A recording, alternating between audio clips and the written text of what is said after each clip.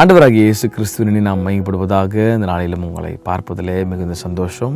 இந்த காலவெளியில் ஏசப்போ ஒரு அழகான வார்த்தையை சொல்லி உங்களை உற்சாகப்படுத்த விரும்புகிறாங்க. என்னோட கூட சேர்ந்து ரோமருக்கு நிருபம் 12ஆம் அதிகாரம் 13ஆம் வசனத்திற்கு நிறைய உங்கள் கவனங்களை திருப்பிக் கொள்ளுங்கள். ஒரு முக்கியமான காரியத்தை ஏசப்பா இங்கே சொல்லித்தர விரும்புகிறாரு. பரிசுத்தவான்களுடைய குறைவில் அவர்களுக்கு உதவி செய்யுங்கள் அப்படின்னு ஆண்டவர் சொல்கிறார். இந்த உலகத்தில் இருக்கிற எல்லாமே குறை உள்ளவர்கள் தாங்க. no one is perfect except Jesus. இன்றைக்கி பேசுகிற நான் நிறைவானவனா அப்படின்னு கேட்டிங்கன்னா இல்லை, எனக்குள்ளே சில குறைகள் இருக்குது, சில மிஸ்டேக்ஸ் இருக்குது. But I am trying to be a better person each and every day by following this precious word, by following my precious Jesus, because Jesus is very perfect. அவர் இந்த உலகத்தில் வாழும்போது ரொம்ப பர்ஃபெக்டாக வாழ்ந்தார். நான் பெருமையாக நான் ரொம்ப பர்ஃபெக்ட்டு, எல்லாத்துலேயும் பர்ஃபெக்டாக இருக்கேன் அப்படின்னு நான் ஒரு நாளும் சொல்ல முடியாது, சொல்லவும் கூடாது. ஏன்னா எல்லா மனுஷரும் பாவம் செய்து அவனுடைய மகிமையை அற்றுப்போனோம்.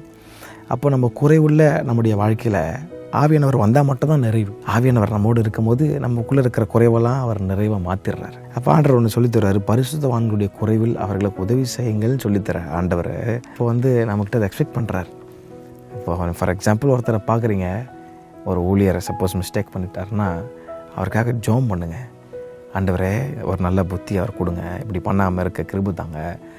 அவரால் முடிஞ்சால் அவர் கூட பேசுங்க, ப்ரைவேட்டாக பேசுங்க. நம்ம இன்றைக்கி நிறைய நேரத்தில் அப்படி பண்ணுறது இல்லைங்க. ஒருத்தர் தப்பு செஞ்சுட்டா போதும். இன்றைக்கி சோஷியல் மீடியாவை இன்றைக்கி வேறு விதத்தில் பயன்படுத்த வேண்டிய அதை நான் சொல்லியிருக்கக்கூடாது. பட் இருதயத்தின் பாரத்தோடு நான் சொல்கிறேன், ஒரு வேதனையோடு சொல்கிறேன். இன்றைக்கி ரொம்ப மோசமாக போயிட்டுருக்குது. இன்றைக்கி ஒருத்தரை போட்டு ரொம்ப காலி பண்ணி அதெல்லாம் நம்ம ஆண்டவர் விரும்பவே இல்லை. அது actually we are called to love one another. ஆண்டவர் சொல்கிறாரு, உன்னை நேசிப்பது போல் பேரை நேசி. அவன் ஒரு வேளை கீழே விழுந்துட்டானா அவனை தூக்கி விடு. அவனுக்கு ஒரு ஹெல்ப்பிங் ஆண்டர் தேவை. ஏங்க நம்ம கீழே விழும் போது நம்மளை ஆண்டர் தூக்கி விட்டார்லங்க. நம்ம கீழே விழும் போது நிறைய பேர் ஆண்டர் அனுப்பிட்டு அவனை தூக்கி விட்டார்ல.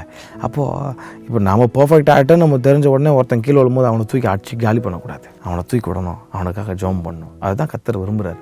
பரிசுத்தவான்களுடைய குறைவில் அவர்களுக்கு உதவி செய்யுங்க, அவருக்கு தீமை செய்யாமல் இருக்காதீங்க. இன்றைக்கி நிறையா ரொம்ப மோசமாக போயிட்டுருக்கு. இன்றைக்கி நான் யாரையும் குற்றப்படுத்தணும், அது என்னோடய வேலையே இல்லை. ஆமாம், because we all are living in this world. We are becoming a better person each and every second, every day. அது நம்முடைய பலத்தால் முடியாது. ஆண்டவரோடு நம்ம இணையும் போது அவர் நம்மளை நிறைவாக்குறார், நம்மளை பர்ஃபெக்ட் ஆக்குறாரு. அப்போது உன்னுடைய சகோதரனை பார்க்கும்போது ஒருத்தன் கீழே விழுந்துட்டானா அவனுக்கு பேரை பிடிச்சி அவன் ஃபோட்டோலாம் பிடிச்சி ஒரு பெருசாக பேராகிராஃபாக அடிச்சு அப்படிலாம் பண்ணாமல் அவர்களுக்காக ஜெபம் பண்ணும்போது ஆண்டவர் தான் ஒரு மனுஷனை மாற்ற முடியும். நம்மளால் உட்காந்து யோசிச்சுட்டு இருந்தேன், நம்ம இப்படிலாம் போடுறோமே அது ஒரு மனுஷனை மாற்றாது, இன்னும் வெறுப்பு தான் ஆகுமே தவிர அது மனுஷனை மாற்றாது. But the one prayer you do, அவன் பேரை சொல்லி ஒரு ஜெபம் நீங்கள் ப்ரைவேட் ரூமில் பண்ணுறீங்களே, the prayer has power to change his behaviour, his life and everything. ஜெபம் பண்ணுங்க, பிறரை நேசிங்க, ஒருத்தன் கீழே விழுந்துட்டா தூக்கி கொடுங்க.